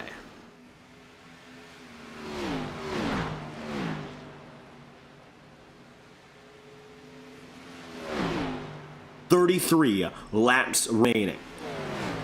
So Morton now getting his time in the sun.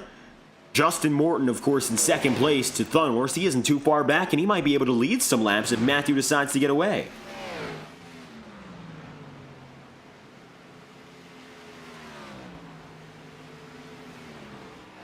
You'll have Cody Smith running third, his last pit lap, 76, and he's doing a modified version of what was his original stint, which was going in earlier than everyone else, doing something different. He had to go back and actually go in later to pit road, and it still has given him a successful run so far. Morton leads his first lap of the night, but as you can see, DJ Stagner is already coming around that mountain with 32 laps to go. He'll come by Tyler Hensley.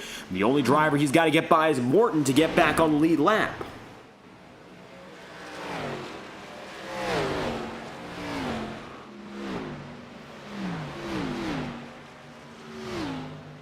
Hunter Madalenis in the 0-7. Fourth down to 7th here.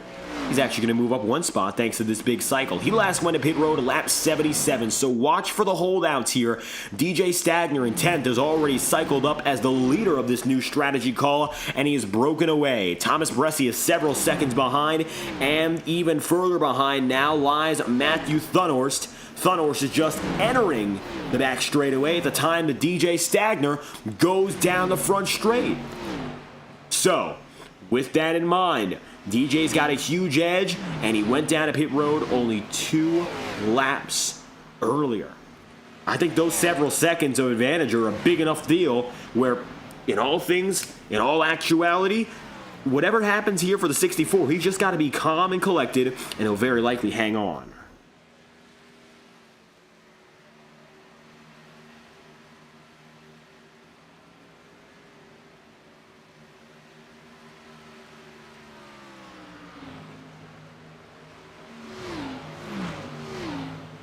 Justin Morton, 29 laps to go. Will he try to stay out even longer? Now he's got his teammate Bressi coming by him. Ooh, a quick wiggle there from Thomas. Just looks like he didn't plan things out too perfect to get around at the right time.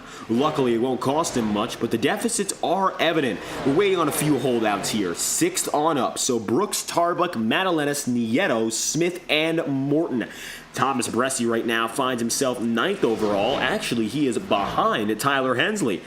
And we'll see how long it takes for him to get by his teammate here. Tyler is about 3.5 seconds back on Stagner. Same goes for Bresci as the 24 gets to his inside. Thomas is now second overall in this strategy call.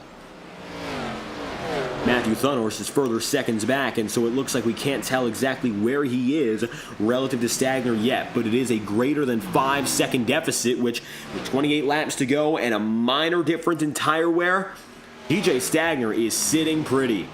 DJ Stagner, of course, leading the new wave. Justin Morton leading them overall with 27 to go. Still no indication left.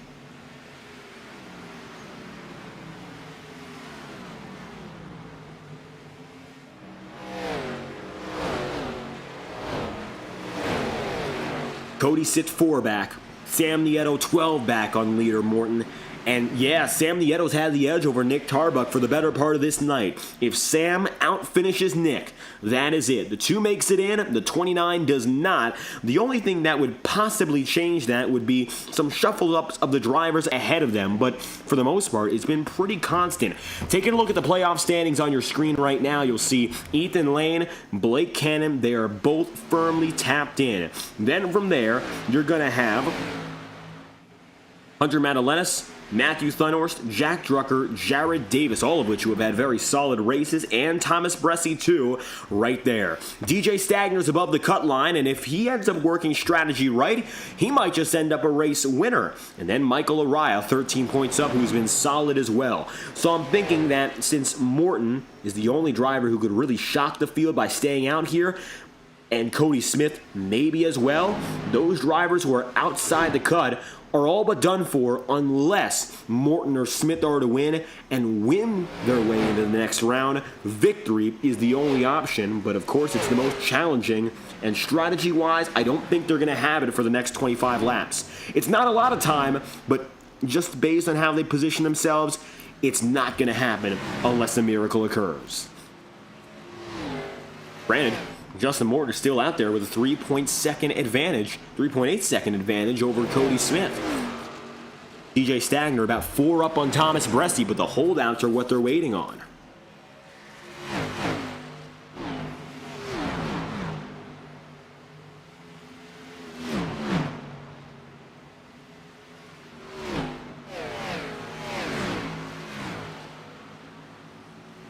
Coming to 22 laps to go next time by. Camera angles for tonight have been brought to you by Whiplash SimCams all season long.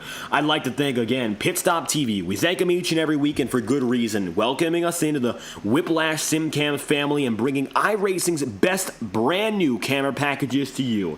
Check out their Discord server for free samples, and of course, if you like them, you buy them, they can be yours, no strings attached.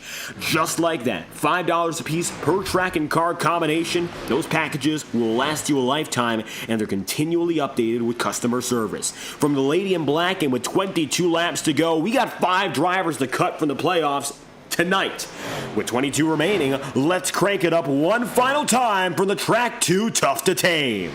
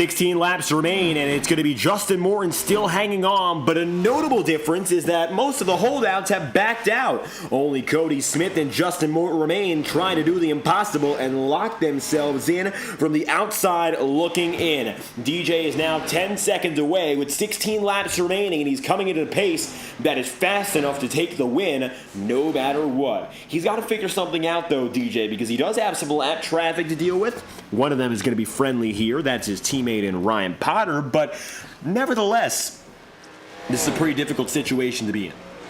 I think it's undeniable that's the case. I mean, if you're looking at where you are right now and you're DJ Stagner, you still got a lot of time to make up. Even if you're faster, how do you keep yourself on the right track of doing so, all the while Justin Morton is still staying out there? He might be being passed, but again, he's being treated as the leader. He's got that respect, the authority up in front, and right now, that's the biggest thing.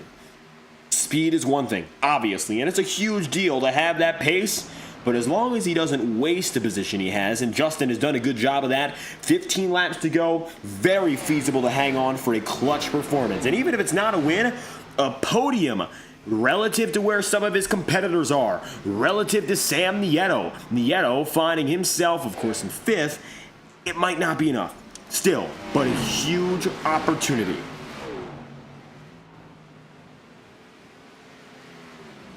And the success of Sam Nieto's race today, that's what's going to carry him in. He only has a 6-point buffer and advantage entering, and out-finishing Nick Tarbuck tonight will be the differentiator. Nick runs in 12th, Sam in 5th, and it's horrible for Tarbuck, of course, who's had some of the best seasons back-to-back regular season-wise, but it looks like the playoffs just not going his way this time around.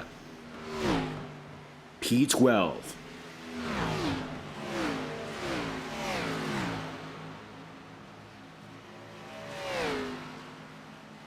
We'll see what happens. Justin Morton finding his way. And with 12 laps to go, still going through is DJ Stagner. 10th up to 3rd. Gaining 7 places in the Blackout Chevrolet. He's got 7 seconds to go. Watch now as he comes up on Cody Smith. This will be for 2nd place.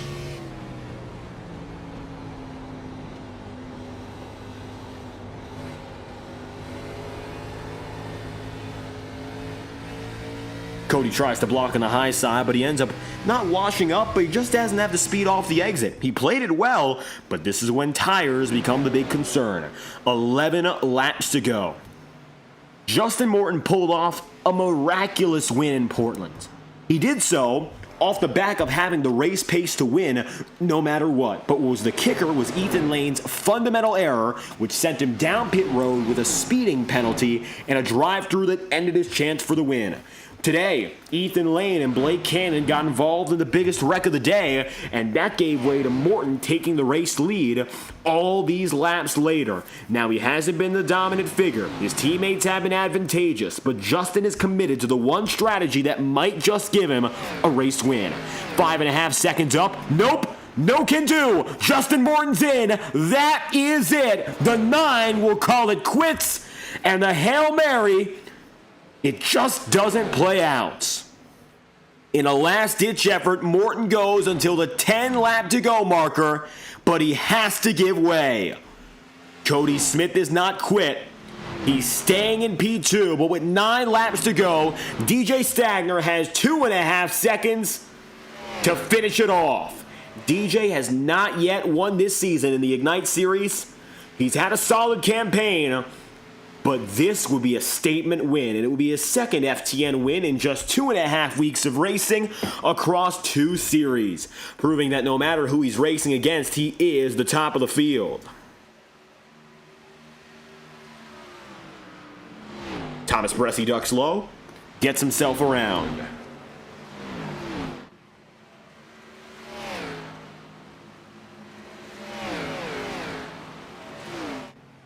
Eight laps remaining. 2.4 seconds. And while Thomas Bressi has gotten himself all the way to this point, He looks to be just about identical on pace with DJ Stagner. That time by, in fact, DJ was still a few thousandths of a second faster, so I really don't believe that DJ is going to have it made when it comes to going all the way and then losing it. He's got it locked as long as he doesn't make his own errors. 7 laps to go. Stagner, Bressie, Smith. Cody right now going to see Justin Morton back on the track, and he's just going to try to get himself on the lead lap in case of a big problem. Jared Davis in 4th. It looks like right there the number 13 was going down to pit road, that being Blake Gordon. And according to timing and scoring here, as we take a look, Gordon finding himself 24 laps down, just peeled in. Might be for the final time tonight here, as DJ sees the 5 lap to go signal up next. 2 seconds for Thomas Bressie. Coming up on Blake Cannon, he'll have to get out of the 27's way. Rode him real close, took the draft, now moves out.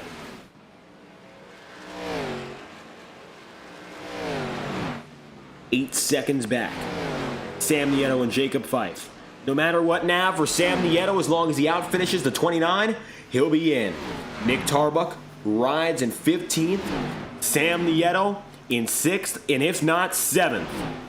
Just has to make it through, even with what looks to be a little bit of crumpling on the back end. He's been able to make it from 20th on the final restart of the race to this point now. Sam Nieto will enter the round of 10 as a rookie in the Ignite Series, and now looks to go for double trouble, as he might have an opportunity at the championship in both the Ignite and Octane Series. 4 laps to go for Stagner here. Here he comes. These final minutes and final miles are all Stagners in the blackout Chevrolet Camaro. So long as he operates at pace and gets through without a problem, Thomas Bressie will be nothing to be concerned of. Ever so slightly he's made gains, but it won't be a difference maker.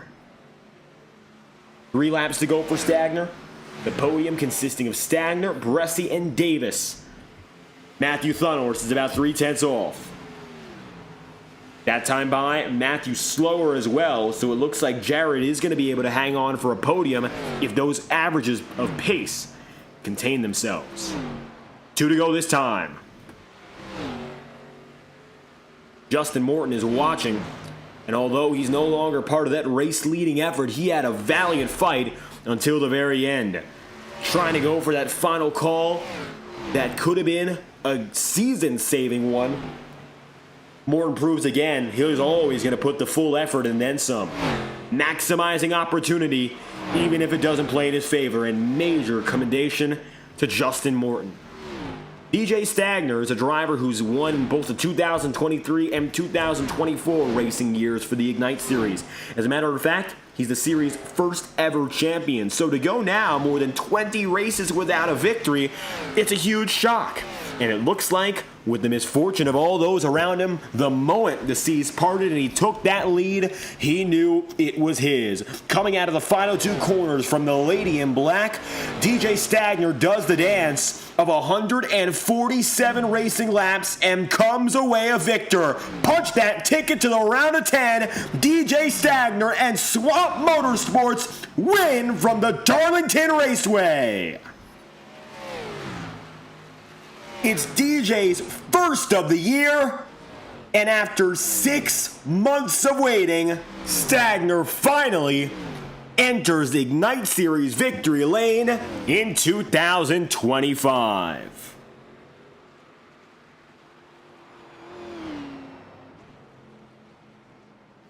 Bressie holds fort in second. Jared Davis wraps up the podium in third. All 3 lock into the playoffs.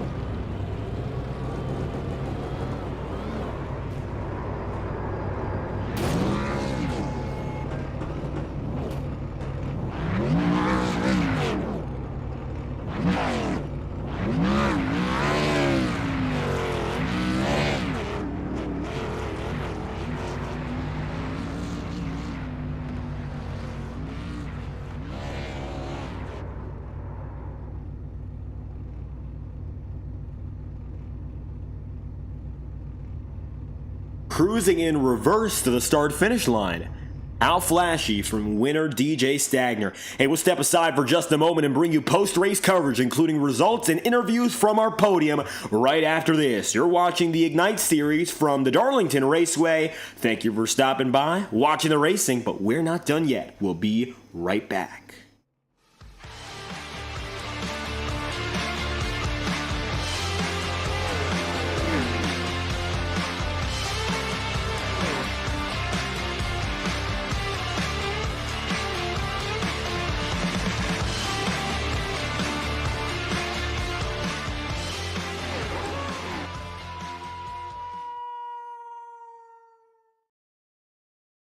Race results from the Darlington Raceway and the Southern 200s see a lot of parity in the late stages. We didn't have our outright lap-leading dominators do the job and win. DJ only led 32, but those were the ones that counted. He ends up your winner over Thomas Bressi in second and third place in Jared Davis. Matthew Thunhorst then goes P4 with Cody Smith in fifth, Jacob Fife in sixth, and Sam Nieto P7 with Michael Araya eighth, Jack Drucker ninth, and 10th. That's Gael Brooks. From then on out, the top 20 is rounded out by these following drivers. Matt Sizzler making it into 11th, Casey Shue for 12th, and Kyle Cooper 13th. Will Reichert ends up finishing 14th, while Justin Morton, with a valiant fight above all else, he goes for 23 laps led and finishes in 15th. 16th place is Josh Gallagher. Gallagher ends up going there. Just behind him is Sebastian Miller in 17th.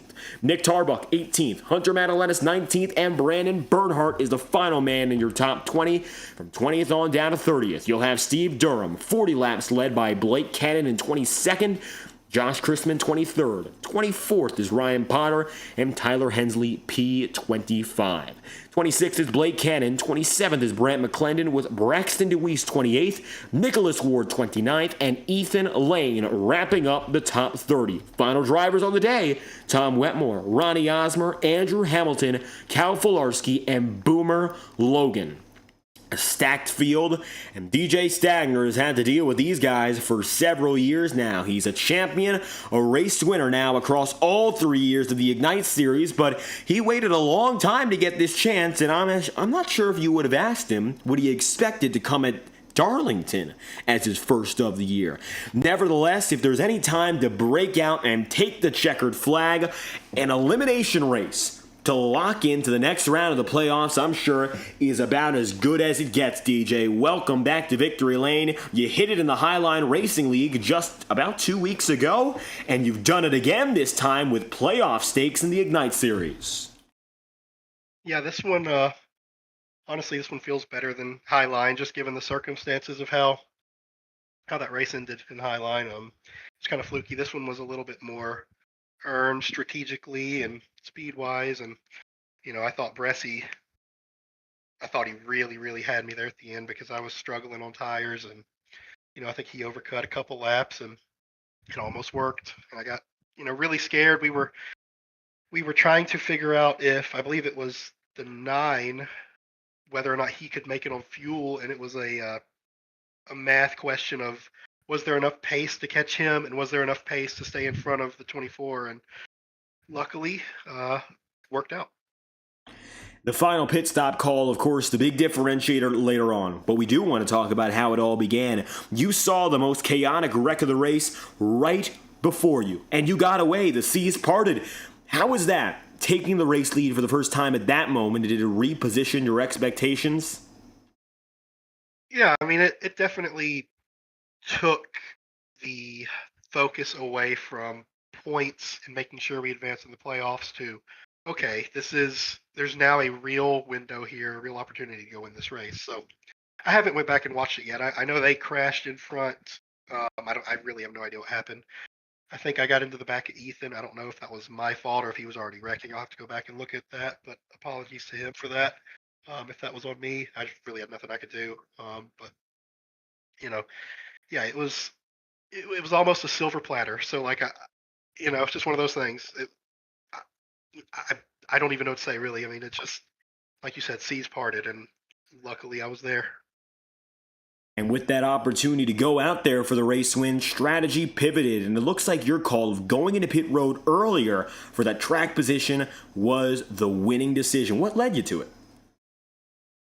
Well, when we went green on 74, when the big wreck happened, we had already decided as a group, myself, Will, Ryan, Sevy, and Josh, that lap 110 was our median point. And then they crashed, which we almost changed it to like 111, 112, but we decided to stick with it. And 110 just so happened to be a little bit of an undercut, so it worked. The undercut, being able to get through the traffic on fresher tires. I mean, it all just worked. So thankful for that. Now, the round of 10, you were going to be in it practically regardless, but this is a huge boost in that momentum and the confidence for this team to go out there and show, yes, you guys can still win races. The Swamp is still on top of the Integrity Ignite Series. Now, you could be going for your second championship beginning in September, the round of 10. Chicagoland is up next. How are you feeling about the Windy City? Generally speaking, Chicagoland is on my upper echelon of tracks. Like, I love Chicago. I've always just been pretty good there, but it's been a while since I've raced it, so we'll have to see. But yeah, I love the way next round lays out for me personally. With Daytona in there and Martinsville, I think it's a good round for me, really. I mean, it's better than this round, I think, but the field in this league is so good that even if you go into somewhere confident, that doesn't always mean you're going to run well, right? So, you have to execute, and at this point of the season, really, whoever executes the best is going to be the champion. So that's just kind of where it's at. It's all about execution. And you mentioned that, and you live by it on the racetrack. It showed tonight, DJ. 32 laps led, avoiding troubles, and when the seas parted, the 64 team hit the pedal. Now, your first win of the season, it's all yours. You're back on the podium. Any final comments you'd like to leave us with? Like I said earlier, just shout out to everybody at the Swamp. Ryan, Sevy, Josh, and Will. They helped a lot today, and shout out to Ty and Connor. Unfortunately, Connor won't be able to race Thursday. He's back on his leash, so we'll have to wait and see him another day. But looking forward to Thursday, like you said, and the next race here at Chicagoland Integrity. DJ Stagner, winner from the track, too tough to tame, and a performance that locks him in even more so to the round of 10. Thank you for your time tonight, DJ. Thank you. Stagner on the move, the performance he needed. Thomas Bressi also getting another huge boost of momentum. Of course, I'm sure he would have liked that win, but the 2014 came alive in the second half of this race, fought for victory, and it looks like the final pit stop might have just been the difference maker on what was still an overall very strong performance. Yeah, we tried.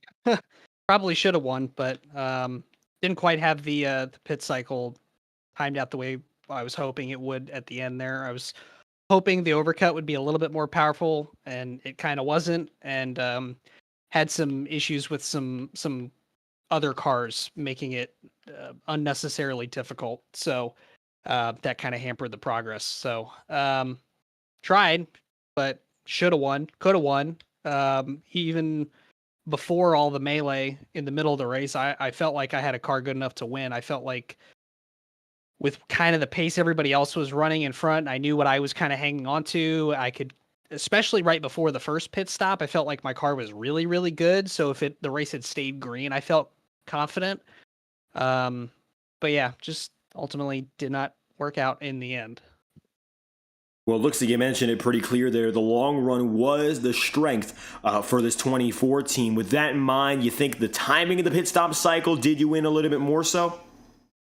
I don't think so. Like, I felt pretty confident before that final run started that we were going to have to pit. I knew there were going to be a few people that were going to try to, stretch it, which a few people did. And I mean, I was too far, and I haven't exactly been great with the whole fuel saving thing this year at various points other than Dover. So I was like, I'm not trying it, but, we were kind of going back and forth. We knew it was going to be in that kind of 110 to 115 range, but ultimately just, again, thought the overcut would be a little bit more powerful, and I felt like it was better. I just, maybe the last run wasn't quite long enough to begin with. And again, I just certain cars made it very difficult, which cost me probably 2 seconds at least. So probably could have gotten there because I don't remember what the gap was at the end, but I really started chipping into it there. But and I was hoping DJ would fall off a little bit more because the run before we pitted for the last time, it seemed like he was really, really struggling. He got in the wall a few times and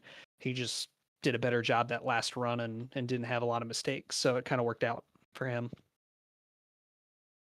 Nevertheless here, regardless of those struggles and making it back up in the final stint, the 24 team walks again into the second round of the Ignite Series playoffs. I know for you here, the goal is the ultimate goal of every driver, win that title. You've got the points to buffer you in now, and it begins at one of our more conventional circuits, the 1.5 mile in Chicagoland. With Daytona just after that, how important is it for you to just keep growing on what was tonight?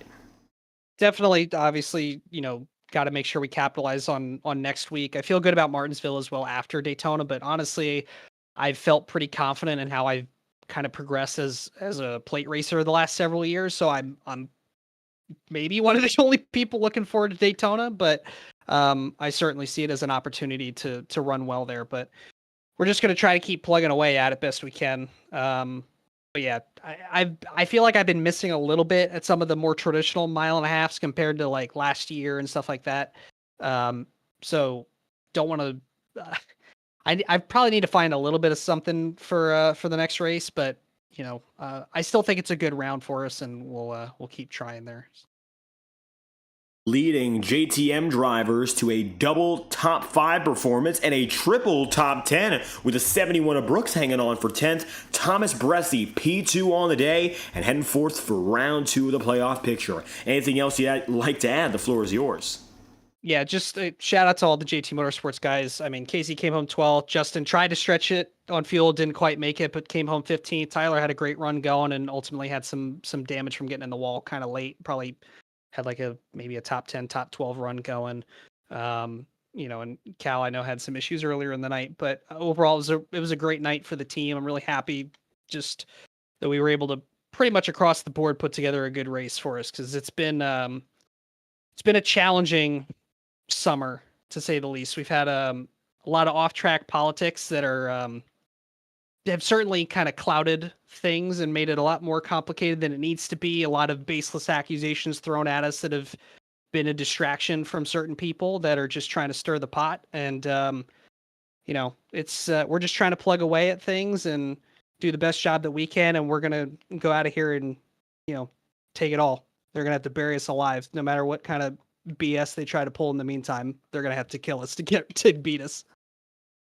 Looking to take the summer and throw it out the window is what I'm getting at there. Thomas Bressi second on the day, and with the fall months coming up, the rise of this team perhaps due to come. Thank you for your time.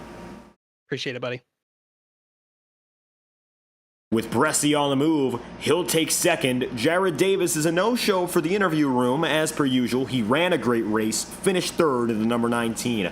Matthew Thunhorst, however, is standing by, and so we'll go down to 4th place tonight and get a word from our regular season champion this year, and of course, a throwback paint scheme to your very first regular season title, Matthew. It looks like able to pull it out strong and just behind what was going on for the podium.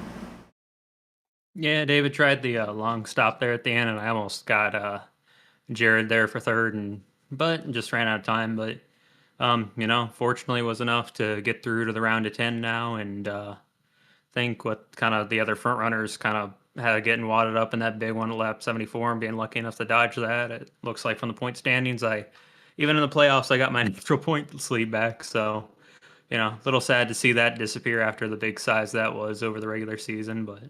Yeah, for a round that I looked at and was basically 3 cookie cutters, and I was like, nope, that's going to be bad. That's enough.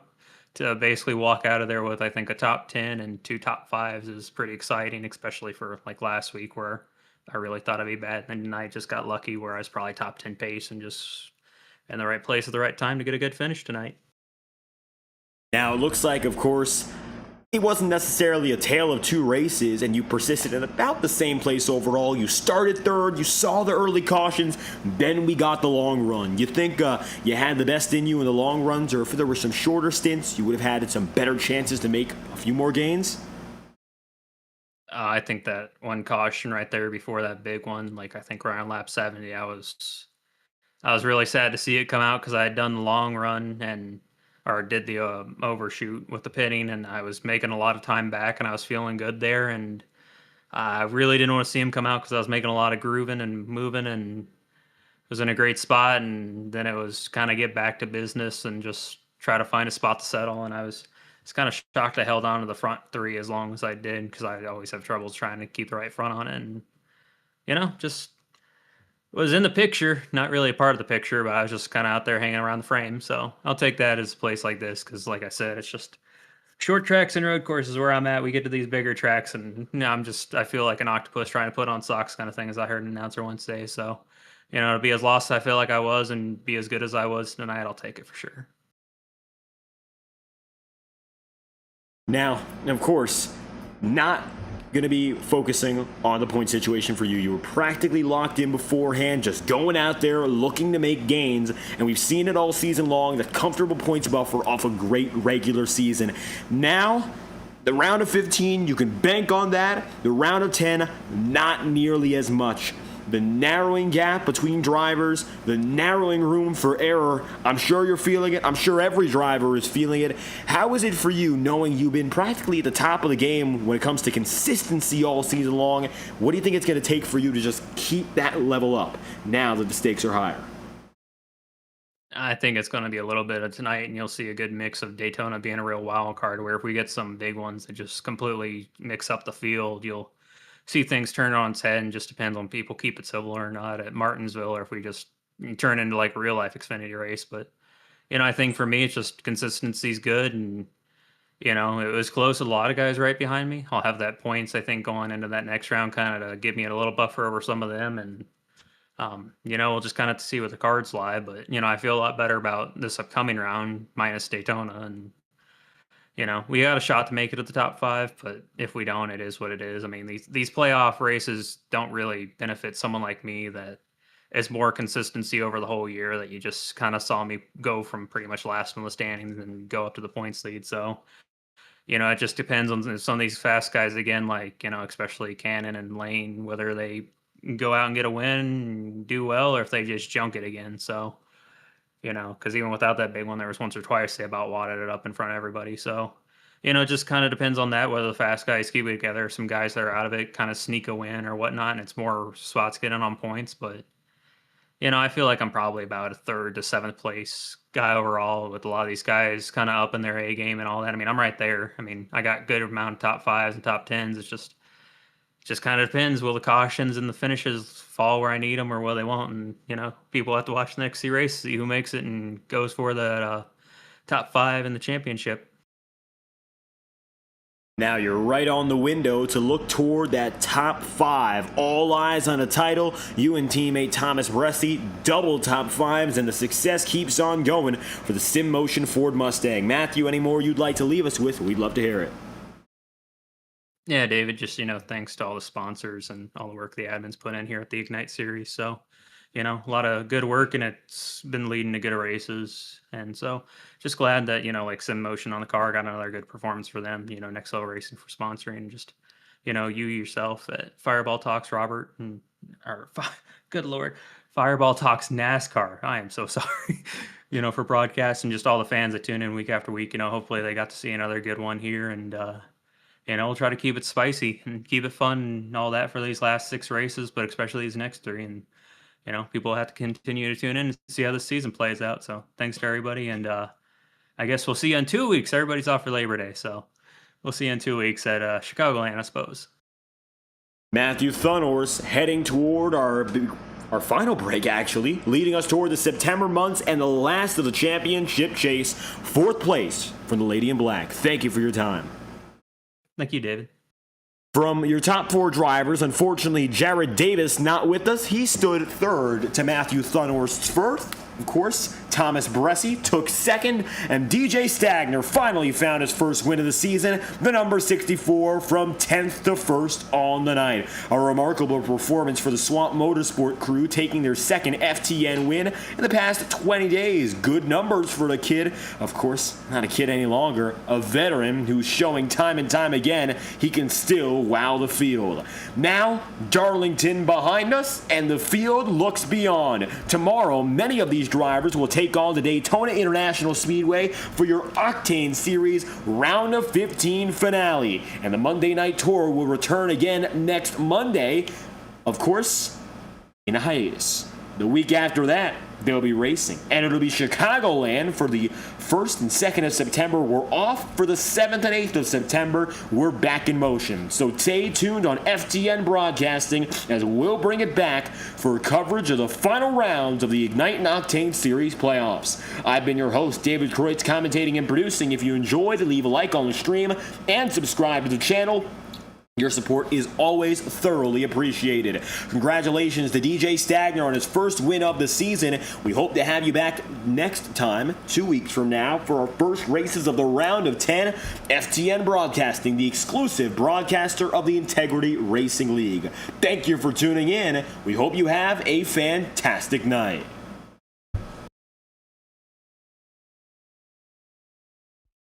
Racing isn't easy, but experiencing it is. iRacing puts you in the driver's seat with the industry's leading sim racing game. Drive on laser scan replicas of the greatest racing circuits from around the world. Go head-to-head against other drivers chosen by skill-based matchmaking to ensure competitive racing at every level. Compete across all your favorite series. In officially licensed cars, engineered to deliver the most accurate driving experience possible.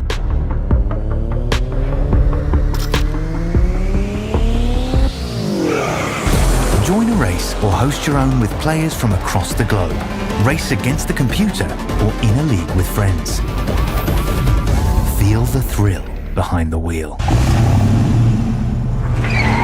Visit iRacing.com.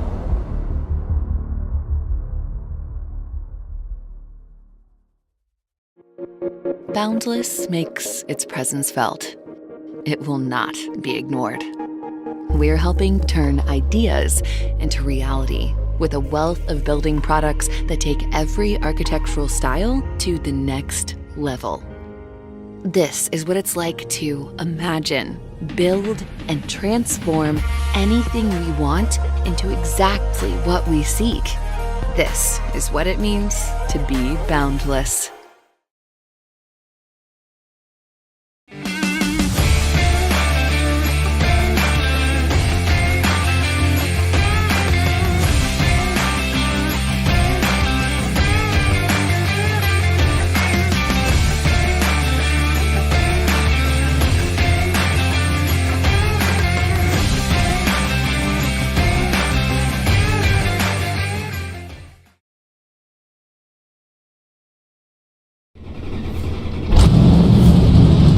Welcome to the Underdog Racing Podcast, where we talk to NASCAR drivers from all over the great country of America.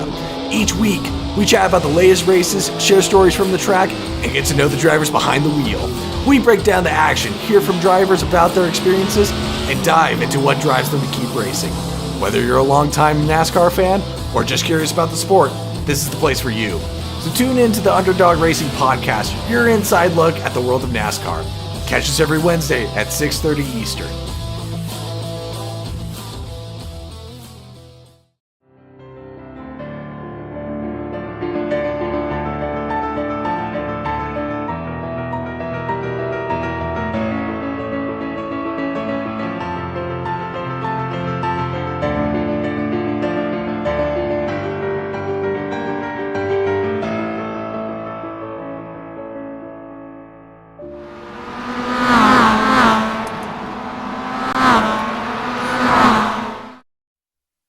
This message is brought to you by the rebrand of Throttle Graphics and Designs.